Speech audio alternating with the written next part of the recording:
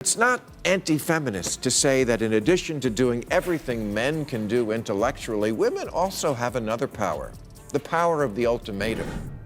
You know, people have said that he did lie a little more than most presidents. I mean, no president is completely truthful, but he's a bit of a fibber. Is only looking at Trump, yet Joe Biden took massive amounts more documents. I don't know how to do that, and you don't know how to do that. I assume the Israeli Of course, everybody is, but that's what happens in a war. Here's a way to stop that. Stop attacking Israel. Is Melania Trump plotting her great escape from Trump Tower? Bill Maher seems to think so. The comedian's latest roast of the former First Lady has everyone wondering if she's secretly practicing her Steve McQueen impersonation. But hold on to your MAGA hats, folks. The Donald isn't laughing. He's throwing a Truth Social tantrum faster than you can say kafef.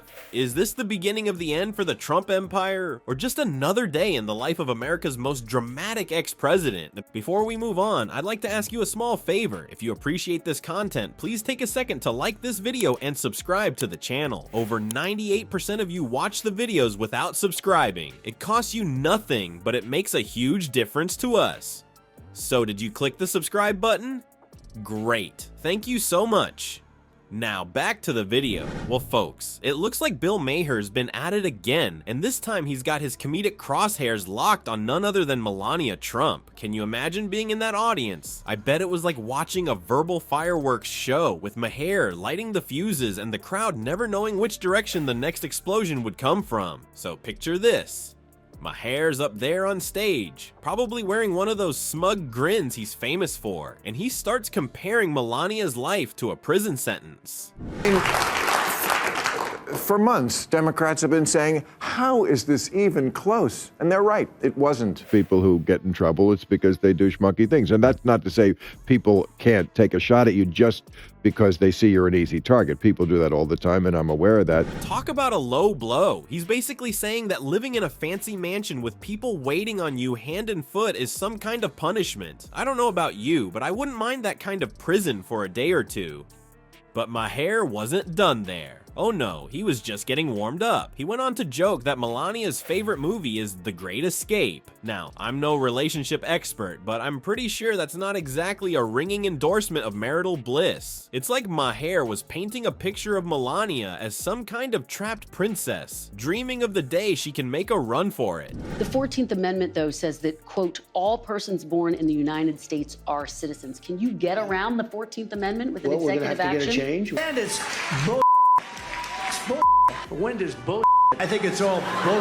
I got indicted more than him on bull. And then, get this, Maher claims Melania has a hidden talent for holding her breath for 90 seconds. Now, I don't know where he got that little tidbit of information, but he sure ran with it. He turned it into a punchline faster than you can say, "Make America Great Again." I mean, come on, Bill, leave the poor woman's breathing habits alone. But wait, there's more. Maher really went all out with this routine. He started describing Melania plotting her great escape from Trump Tower. Can you picture it? There's Melania, all dolled up in her designer clothes, digging a tunnel with a spoon she smuggled from Mar-a-Lago's kitchen. It's like something out of a cartoon, but with more hairspray and gold-plated everything. The audience, well, they were loving it and hating it at the same time. Some people were laughing so hard they were practically falling out of their seats, while others were clutching their pearls like they'd just heard someone curse in church. It was a real mixed bag of reactions, which is pretty much what you'd expect when someone's taking pot shots at a former First Lady. But Maher wasn't done yet. He wrapped up his Melania roast with a bit of advice for her. Take the Trump name off. President Hellboy has proved to be impervious to facts, reason, shame, and the law. You once said he doesn't hurl personal insults. I was making the point that when it was in the context of something. Ouch, that's like telling someone to get rid of a bad tattoo. But hey, he's got a point. Lots of buildings around the world have been doing just that. Maybe Melania could start a new trend. Now, here's where it gets really interesting. Apparently, Maher's jokes hit a little too close to home for the Donald. It's like Maher found Trump's secret comedy kryptonite or something. One source said it exposed just how fragile Trump's public image really is. I mean, come on, if you can't take a joke, maybe politics isn't the right right game for you, right? But let's be real for a second. This isn't the first time a comedian has roasted a political figure, and it won't be the last. It's kind of a tradition at this point, but it's always a tightrope walk. One wrong move, and you could end up facing a whole lot of backlash or even legal threats. It's like juggling flaming torches while walking on a tightrope over a pool of angry sharks. Well, well, well, looks like our favorite orange-tinted Twitter enthusiast just can't take a joke.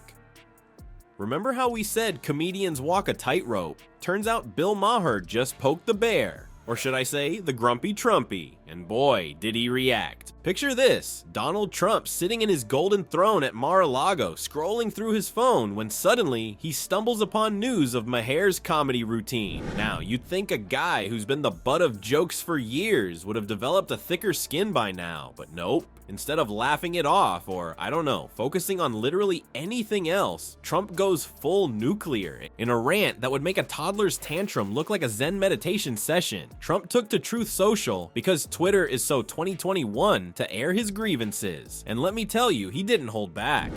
Maybe it falls to you now, Melania. You can end this reign of terror, and all you have to do is channel your inner Taylor Swift and walk out the door. So far, over a dozen Republican candidates tried to stop Trump and couldn't. Hillary couldn't. Never Trumpers couldn't. Mueller couldn't. He called Bill Maher ratings challenged and said his show was increasingly boring. Oh, the irony of Trump calling someone else boring. It's like a beige wall calling a slightly off-white wall uninteresting. But wait, there's more. Trump in his infinite wisdom declared that Maher is suffering from Trump derangement syndrome. Yes, folks, apparently being able to crack a joke about the former president is now a medical condition. Someone alert the CDC, or Trump didn't stop there. Oh no, he was just getting warmed up. He went on to describe Maher as a befuddled mess, sloppy, and tired. Now, I'm no expert, but isn't that exactly how most people looked after 4 years of the Trump presidency? But the cherry on top of this meltdown Sunday, Trump actually threatened to sue Maher for defamation. That's right, he said, "I should sue Bill Maher for defamation. This is beyond the pale and it's a complete and blatant lie." Now, I'm no legal expert, but I'm pretty sure, Your Honor, he made fun of me isn't a solid basis for a lawsuit. But hey, what do I know? Of course, Trump's supporters, ever loyal to their dear leader, rallied behind him. They unleashed an army of angry tweets faster than you can say, "Kafef."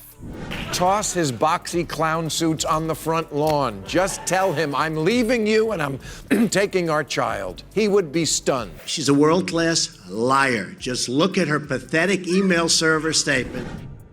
But here's the kicker, this only added fuel to the fire. Social media exploded with reactions, and soon hashtags like On-Ear Trump Tantrum and Orange Turd Meltdown were trending. It was like watching a comedy show within a comedy show. In his lengthy post, "Because why use few words when many words do trick?" Trump criticized Maher's show, saying every conversation with B and C list guests seems to start with or revert back to me. Well, Donald, have you ever thought that maybe, just maybe, if you didn't provide so much material, comedians wouldn't have so much to work with? Just a thought. But here's the real punchline of this whole debacle. Trump's meltdown actually boosted Maher's ratings faster than you can say fake news. That's right, folks. All that fuss, all that fury, and what did it accomplish? It gave Maher more material and more viewers. Talk about a backfire. Media outlets couldn't get enough of the incident, covering it extensively. It was like Christmas came early for news channels. And with all this extra attention, guess whose show saw a surge in viewership? That's right, our pal Bill Maher. So in trying to take Maher down, Trump inadvertently gave him a boost. Corruption surrounded by corrupt judges and corrupt politicians. Other than that, there's no pressure. Toss his boxy clown suits on the front lawn. Just tell him I'm leaving you and I'm taking our child. He would be stunned. Oh, the sweet, sweet irony. Just when you thought the Trump-Maher comedy circus couldn't get any wilder, enter Laura Loomer, stage far right. What happens when a conspiracy theorist walks into a comedy club? Apparently a $150 million lawsuit. Talk about a punchline gone wrong. Our buddy Bill Maher, never one to shy away from a good roast, decided to spice things up by suggesting that Laura Loomer was in an arranged relationship with the Donald. Now, we all know comedians can get a bit cheeky, but Loomer wasn't laughing. In fact, she was about as amused as a cat in a bathtub. Loomer, clearly not a fan of Maher's brand of humor, decided to fight back with the ultimate weapon of the offended, a lawsuit. She's demanding a cool $150 million for what she claims is defamation. Because nothing says I can take a joke like slapping someone with a multi-million-dollar lawsuit, right? But wait, it gets better. Loomer, in all her righteous indignation, accused Maher of launching a coordinated attack against her. Because obviously, when a comedian makes a joke, it's not just for laughs. It's not anti-feminist to say that in addition to doing everything men can do intellectually, women also have another power. The power of the ultimatum. That the endless campaign exists only to enrich advertisers, political consultants, and what's left of the news media. It's clearly part of a vast conspiracy. She ranted on social media, saying she'd never in my life seen such a coordinated attack by the mainstream media, the White House, and leftist personalities to target a private citizen and investigative journalist simply because I flew on a plane and I support Donald Trump. Ooh, that's a mouthful. Someone needs to tell Loomer that sometimes a joke is just a joke, not a deep state plot. But here's where it gets really rich.